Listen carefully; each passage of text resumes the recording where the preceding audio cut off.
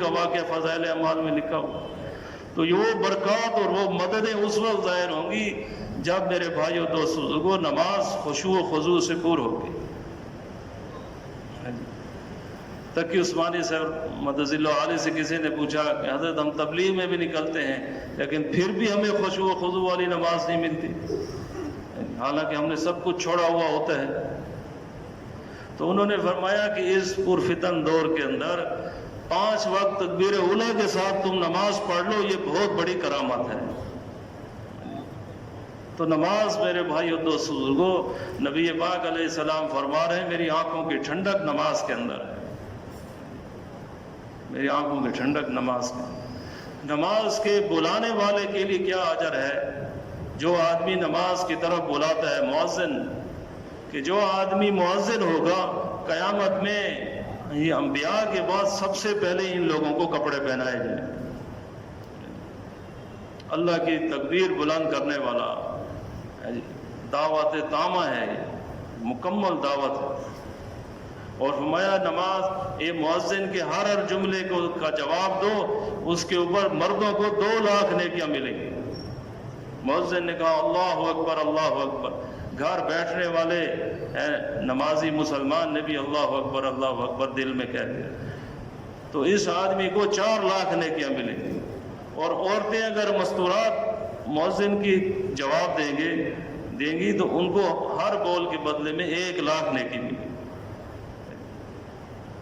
اور مؤذن کی اذان کا جواب دے دو، دعا پڑھ لو، درود شریف پڑھ لو، اور رضیت باللہ ربا وبالاسلام دینا وبمحمد صلی اللہ علیہ وسلم نبی و رسول، یہ پڑھ لو. اور اللہم انی اسألک العفو فی العافیہ فی الدین والدنیا والآخرہ، یہ غالباً دعا ہے. تو اس آدمی پر جنت واجب ہو جاتی. ابھی نماز نہیں پڑھی، ابھی مؤذن کی اذان کا جواب دیا ہے. حضرت ابو امامہ رضی اللہ عنہ فرماتے ہیں یہ مضمون میں نے کئی دفعہ نبی پاک علیہ السلام سے نقل کیا کہ جو آدمی اچھی طرح وضو کرے پھر مسجد میں جا کر نماز پڑھے تو اس کے وہ گناہ جو اس کے قدموں سے چلنے سے ہوئے ہوں، اور وہ گناہ جو اس کے ہاتھوں سے ہوئے ہوں، اور وہ گناہ جو اس کی آنکھوں سے ہوئے ہوں، اور وہ گناہ جو اس کی زبان سے ہوئے ہوں، اور وہ گناہ جو اس کے دل میں پیدا ہوئے ہوں، ان سب کو اللہ پاک معاف فرما دیتا. کتنی بڑی بات، روزانہ کے روزانہ معاف. شیخ الحدیث صاحب نے یہ صرف تھوڑی سی بات لکھی ہے کہ نماز میں آدمی توبہ استغفار بھی کر لے تو پھر سارے یہ کبیرہ بھی گناہ معاف، صغیرہ بھی معاف، سارے معاف، کیونکہ کبیرہ گناہ بغیر توبہ کے معاف نہیں. تو نماز ایسی دولت اللہ پاک نے عطا فرمائی ہے میرے بھائی. اور پھر دین کا علم ہے، دین کے علم کے بغیر میرے بھائیوں دوستوں آدمی جاہل ہوتا ہے، جاہل، اسے کچھ پتہ نہیں ہوتا. وہ سمجھتا ہے کہ مجھے بہت کچھ پتہ ہے لیکن اسے کچھ بھی پتہ نہیں، کچھ بھی پتہ نہیں. جیسے مفتی صاحب یہی بیان فرما رہے تھے کہ ایک جماعت گئی ایک کباب بیچنے والے کے پاس. جی کباب جی ہر کوئی کھاتا ہے ماشاءاللہ. تو اس سے جیسے دعوت کی نیت سے گئے کہ اس کو بھی ملنا چاہیے، یہ بھی اللہ کے راستے میں نکلے. اللہ کی شان، تبلیغ والے ہی سب کی فکر کرتے. چائنا والے آتے تھے ماشاءاللہ اسلام آباد میں، تو ریمنڈ سے تقاضا چلا کہ ان میں محنت، ان حاجیوں میں، حج پر جانے والے چائنا کے مسلمانوں پر محنت، اور اسی طرح خانہ بدوشوں پر محنت، اسی طرح وکلاء پر محنت، بھی ڈاکٹروں کو جوڑو کام میں، سب کی فکر ماشاءاللہ تبلیغ میں ہو رہی. تو کباب جی بیچنے والا، اس کا کاروبار کرنے والا، اس کے پاس 2 ساتھی چلے گئے، اس سے بات کی قریب کرنے کے لیے، تعلق بنانے کے لیے، کبابوں کی تعریف کی، بھئی آپ کے بڑے کباب لذیذ ہیں، ساری دنیا آپ کی طرف آ رہی ہے، باقی بھی کاروبار کر رہے ہیں لیکن آپ کا ایسا. تو انہوں نے کہا مولوی صاحب جی میں تو بڑی محنت کرتا ہوں جی، آپ کو کیا پتہ ہے میں تو بڑی دن اب بیچارے کو پتہ نہیں ہے تو بڑے فخر سے بتا رہا ہے کہ میں صبح سویرے اٹھتا ہوں اور ذبح خانوں میں جاتا ہوں، ذبح خانوں میں اور وہاں جا کر جیسے جانور ذبح ہوتا ہے میں اس کا خون جمع کرتا ہوں، وہ جو رگوں سے خون نکلتا ہے نا تیزی سے، اس کو جمع کرتا ہوں اور پھر گھر اس خون کو لے آ کر اس میں اپنا قیمہ مکس کرتا ہوں اور اس کے پھر کباب بناتا ہوں، اس لیے میرے کباب بہت لذیذ ہیں۔ اب علماء سے پوچھیں یہ خون کیسا ہے، پوچھا ہوگا بہت سارے لوگوں نے اس کے بارے میں معلومات ہوں۔ قرآن میں واضح نص سے ثابت ہے یہ کہ یہ حرام ہے بالکل، جیسے شراب، جیسے سور کا گوشت اور اللہ کے نام کے علاوہ کسی نام پر کسی چیز کو ذبح کرنا وہ حرام ہے، ایسے ہی یہ دم میں مسفوح کہتے ہیں، کیا کہتے ہیں، یہ خون بھی حرام۔ اب وہ بیچارہ بڑے فخر سے بتا رہا ہے، تو یہ کیا ہے؟ علم نہ ہونے کی وجہ سے۔ تو علم کا سیکھنا ہے میرے بھائیو دوست، علم کا علماء کرام سے حاصل کرنا ہے، اور علماء کے قریب جب جائیں گے جب علماء سے محبت ہو، جب علماء سے خدا نہ خاصہ اگر نفرت ہوئی پھر کون جاتا ہے علماء کے قریب؟ کسی رشتہ دار سے نفرت ہو جائے اس رشتہ دار کو سلام کرتے ہیں، حالانکہ بھائی ہوتے ہیں، چچا زاد ہوتے ہیں، لیکن ایک دوسرے کو دیکھتے ہی راستہ بدل دیتے ہیں۔ کیوں؟ دلوں میں نفرت ہے، دلوں میں لڑائی ہے، جھگڑا ہے۔ تو میرے بھائیوں دوستوں بزرگوں، علماء کے بارے میں یہ آیا ہے جی، ایک حدیث پاک لکھی ہوئی تھی مدرسے کے اس کے اوپر، جس کا مفہوم کم و بیش یہی ہے جو یاد ہے کہ عالم بنو یا طالب علم بنو یا ان سے محبت کرنے والے بنو یا ان کی خدمت کرنے والے بنو، پانچویں نہ بنو یا چوتھے نہ بنو، یعنی ان سے نفرت کرنے والے۔ تو علماء جو دین کے وارث ہیں میرے بھائیو دوستو، انبیاء کے وارث ہیں، ان سے محبت کرنا، ان سے اپنی زندگی کے بارے میں معلومات کرنا، مسائل پوچھنا۔ دین جو ہے مسائل حل کرنے کے لیے آیا ہے، پریشانیاں بڑھانے کے لیے نہیں آیا۔ ہم ڈرتے ہیں، ہم کہتے ہیں یار مولوی صاحب سے پوچھ لیا تو سیدھا مسئلہ بتا دیں گے، تو میں تو پھنس جاؤں گا۔ کئی لوگ اس وجہ سے قریب نہیں جاتے، یہ سارا شیطان کا دھوکہ ہے۔ علماء میرے بھائیوں دوستوں بزرگوں جی، حتیٰ کہ فضائل حج میں ایک، اب علماء کرام کیسے کیسے ہمارے لیے راستے نکالتے ہیں، کیسے کیسے راستے، کہ ایک آدمی کا مال مشتبہ ہے، وہ حج پر جانا چاہتا ہے، مشتبہ مال ہے، فضائل حج میں لکھا ہوا ہے، شیخ الحدیث رحمۃ اللہ علیہ لکھا ہے، ایک آدمی حج پر جانا چاہتا ہے لیکن مال اس کا مشتبہ ہے، اب وہ کیا کرے؟ وہ تو اس مال کے ساتھ نہیں جا سکتا، تو پھر کیا کرے؟ وہ لکھا ہے کہ کسی سے قرض لے لے، اتنا حج کرائے پھر اس کو وہ مال دے دے جو اس کا اپنا ہے، قرضہ واپس کرنے میں، اس طرح سے اس کا حج ادا ہو جائے گا۔ تو دین مسائل کے حل کے لیے آیا ہے، پریشانیاں بڑھانے کے لیے نہیں آیا۔ تو علماء کرام کے پاس جائیں گے انشاءاللہ ہے جی، ان کی وسعت اور وقت میں ان کے پاس ہوگا تو وہ ہمیں چائے بھی پلائیں گے اور فیس بھی نہیں لیں گے جی۔ باقی شعبوں کے اندر جائیں، کسی شعبے کے اندر کسی سے مشورے کے لیے وقت مانگیں تو کیا ہوتا ہے؟ پہلے فیس دینی پڑتی ہے، فیس لینے کے لیے الگ لوگ بیٹھے ہوتے ہیں کہ بھائی جان پہلے ادھر ہمارے پاس ہو پھر تمہیں ٹائم ملے گا۔ لیکن علماء کرام ہر وقت بیٹھے ہیں، ہاں ان کی تدریس کا، ان کے آرام کا خیال کرنا چاہیے، جس وقت پڑھا رہے ہیں، جس وقت وہ آرام کر رہے ہیں اس کا خیال کر کے ہم جائیں۔ اور اس کے ساتھ میرے بھائیو دوستو بزرگوں، اللہ کا ذکر کرنے والے، اللہ کا ذکر ہر عبادت کی جان ہے میرے بھائی، ہر عبادت سے مقصود اللہ کا ذکر ہے۔ اللہ کے ذکر کے بغیر کوئی چیز نفع نہیں دے۔ جہاد بھی اللہ کے ذکر کے لیے، حج بھی اللہ کا ذکر ہے، نماز بھی جی، نماز قائم کرو میرے ذکر کے لیے، اللہ قرآن میں فرما، یہ اللہ کا ذکر ہے۔ اور ہر عمل کرنے والا ذاکر ہے، جو عمل کر رہا ہے، دین پر عمل کر رہا ہے، وہ ذکر کر رہا ہے۔ ہم سمجھتے ہیں صرف تسبیح پڑھنے والا ذاکر ہے، نہیں، ہر چلنے پھرنے والا مسلمان جو اللہ کے دین پر عمل کر رہا ہے، اللہ کے احکامات کو دے کر چل رہا ہے، وہ ذاکر ہے۔ ذکر سے کیا مقصود ہے؟ ذکر سے مقصود اللہ کو یاد رکھنا ہے، اللہ کو یاد کرنا مقصود نہیں، اللہ کو یاد رکھنا مقصود ہے کہ اللہ ہمیں یاد بھی ہو۔ تسبیح تو ہاتھ میں ہے لیکن زبان پر کیا ہو رہا ہے؟ اللہ کے حکم مطابق بات چل رہی ہے یا کوئی اور باتیں چل رہی ہیں؟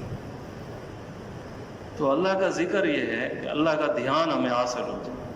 اس کے لیے بہت سارے اللہ پاک نے اذکار بتائے ہیں، ہمارے حضرات بتاتے ہیں کہ مسنون تسبیحات جو ہر ایک کو اجازت ہے، جس کی تیسرا کلمہ ہے، درود شریف ہے جی، اور استغفار ہے، بہت زیادہ فضائل ہیں، بہت زیادہ فضائل۔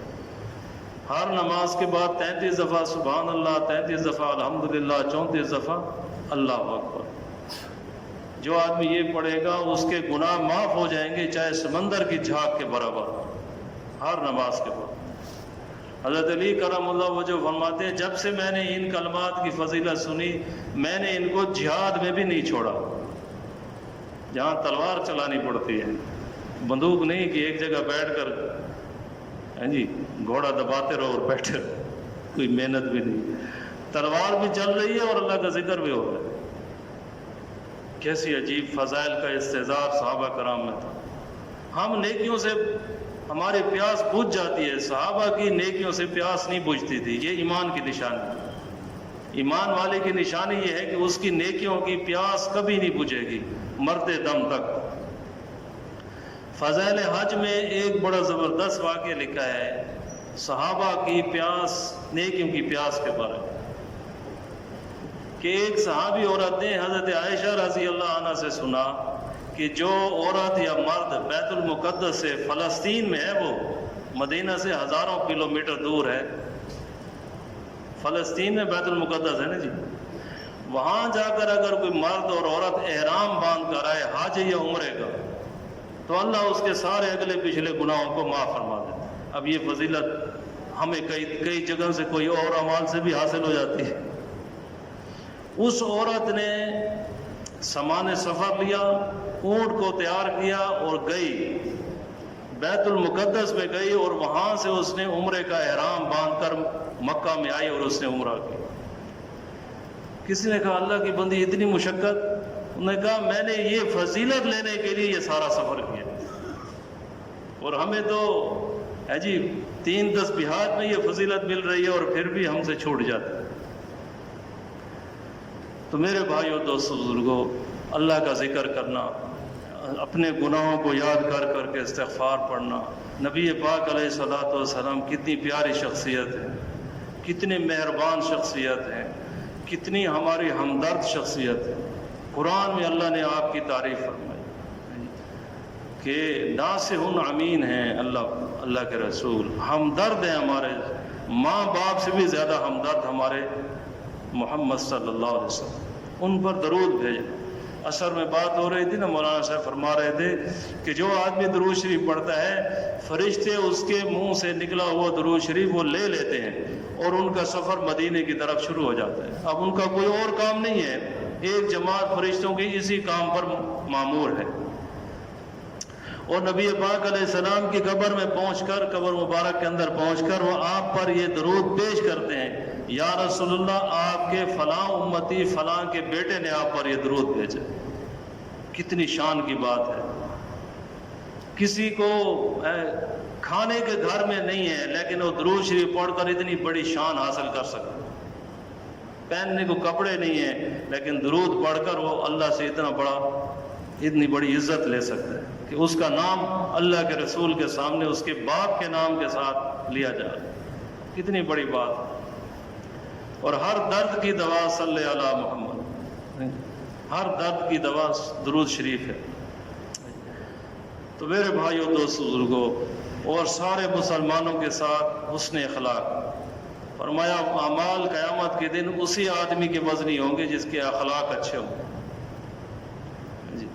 اور سب سے بہترین اخلاق والا وہ ہے جو اپنے گھر والوں کے ساتھ اخلاق والا معاملہ کرے۔ اے نہ ہو کہ گھر میں تو لڑائی، گھر میں تو ہر وقت ماتھے پر 12 بجے وہ ہو، اور باہر ماشاءاللہ بڑے خوش اخلاقی سے لوگوں کے ساتھ مل رہے ہیں. ایسی بات نہیں میرے بھائی، یہ اخلاق نہیں ہے، یہ اغراض ہیں، یہ اغراض ہیں میرے بھائی. تو حسن اخلاق، میں رات کے شب بیداروں سے، رات ساری رات جاگنا کتنا مشکل ہے، اور دین کو روزہ رکھنا سارا سال کتنا مشکل ہے.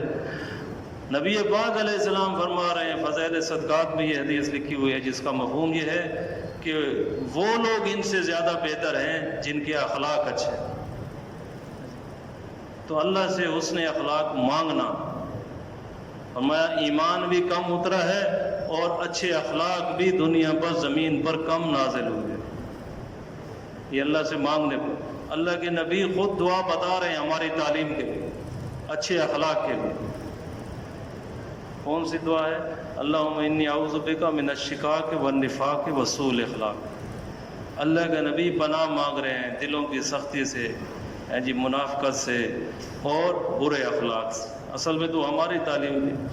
آپ کے بارے میں تو اللہ فرما رہے ہیں کہ آپ سب سے بہترین اخلاق والے ہیں. آپ نے تو اخلاق کی بلندیوں کی حد کر دی، اس سے اور اچھے اخلاق نہیں ہو سکتے. ایک واقعہ مختصر کہ نبی پاک علیہ السلام ہجرت سے جب آپ کا ارادہ بن گیا ہجرت کا تو آپ مکہ چھوڑنے والے تھے. بڑی حسرت کے ساتھ مکہ کی طرف دیکھ کر فرما رہے ہیں کہ اے مکہ مجھے تو بڑا عزیز ہے، لیکن یہ رہنے والے تیرے رہنے والے مجھے چھوڑتے نہیں ہیں. تو آپ ہجرت کی کیونکہ ارادہ بن گیا تھا تو آپ 2 نفل کے ارادے سے بیت اللہ کی طرف تشریف لائے کہ مجھے 2 رکعت یہاں میں پڑھ لوں. تو جو چابی بردار تھا اس سے اجازت مانگی تو اس نے اجازت نہیں دی، 2 رکعت نفل کی اجازت نہیں دی. تو آپ بڑے غمزدہ ہوئے، اس سے بڑی بدسلوکی کے ساتھ بھی پیش آیا.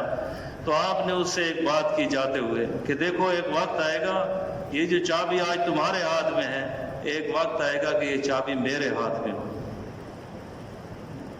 اب کافر آدمی، مشرک آدمی، اس کو کہاں اس بات کا یقین ہے؟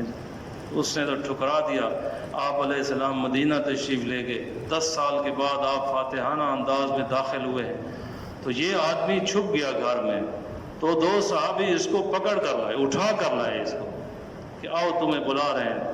تو یہ پسینے پسینے اور اس کا جسم کانپ رہا ہے کہ بس اب تو سارے مجمع کے سامنے میری گردن ماری جائے. میں نے تو بڑی بدخلقی کی تھی سید الانبیاء کے سامنے. تو آپ نے اس سے وہ چابی لی اپنے ہاتھ میں اور اس کو ایسے دکھائی کہ یاد ہے ایک وقت تھا میں نے تم سے 2 رکعت کے لیے اجازت مانگی تھی اور تم نے مجھے اجازت نہیں دی تھی، اور میں نے ایک بات کہی تھی، اللہ نے وہ بات میری سچی کر دی. اب وہ ڈر رہا ہے اب آگے کی بات کیا فرمائی. آپ نے فرمایا کہ لو یہ چابی پکڑو. مفہوم یہ ہے قیامت تک تمہارے خاندان میں چابی رہے گی، تم سے یہ کوئی چابی چھین نہیں سکتا. جس سے 2 رکعت 2 منٹ سمجھ لیں، 2 منٹ کے لیے کعبہ نہیں کھولا، اس کو ساری زندگی کعبے کا متولی بنا دیا. اب ان اخلاق کو دیکھ کر کوئی کفر اپنے کفر پر ٹھہر سکتا ہے؟ سوال ہی پیدا نہیں ہوتا. وہ مسلمان ہوا اور 2-3 سال پہلے یہ کرونا سے پہلے ہماری ڈیرے کی ہمارے روزانہ جوڑ کے ساتھی ماشاءاللہ عمرے کے لیے تشریف لے گئے.